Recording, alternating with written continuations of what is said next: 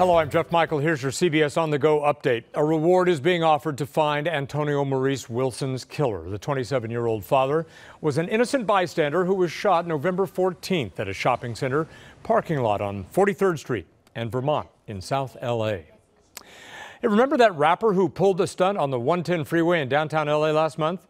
Well, he may have to pay for that. The CHP says it's working with the DA to get DeFree to pay up.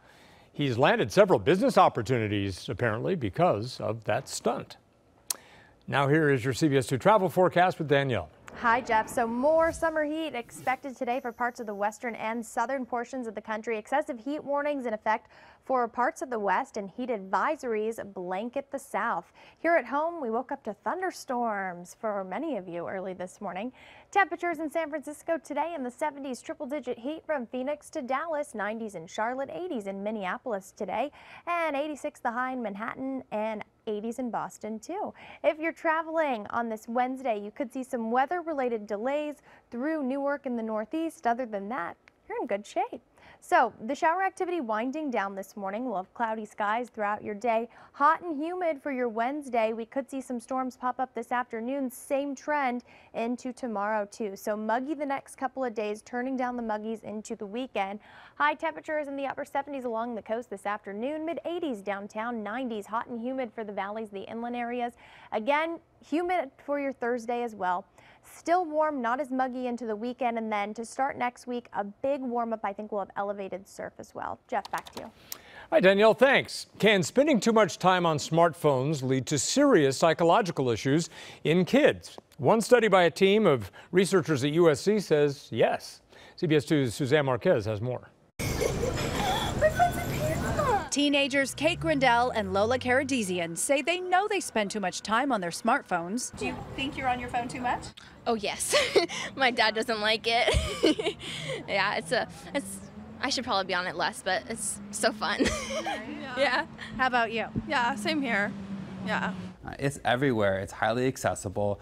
These are high performance, very fast, highly stimulating devices. Dr. Adam Leventhal is professor of preventive medicine and psychology at USC.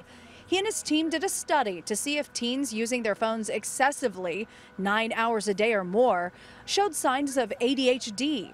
And we studied that in a sample of more than 2,500 Los Angeles area teenagers, and we found indeed, yeah, there was a statistically significant link.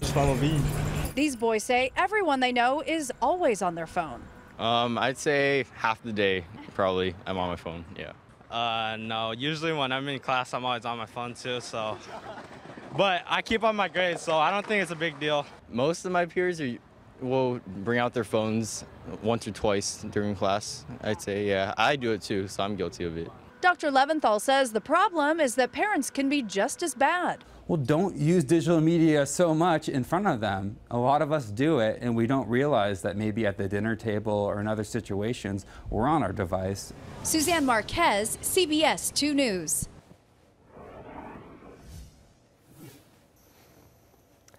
And now your CBS On The Go sports. With training camp just a week away, the Rams have signed receiver Brandon Cooks to a 5-year extension worth a reported $80 million. In fact, the Rams traded their first-round pick in this past draft to New England in order to get Cooks. And that is your CBS On The Go update. I'm Jeff Michael. Remember, we are always on at CBSLA.com. And be sure to watch us on the CBS 2 News at 5, 6, and 11 p.m.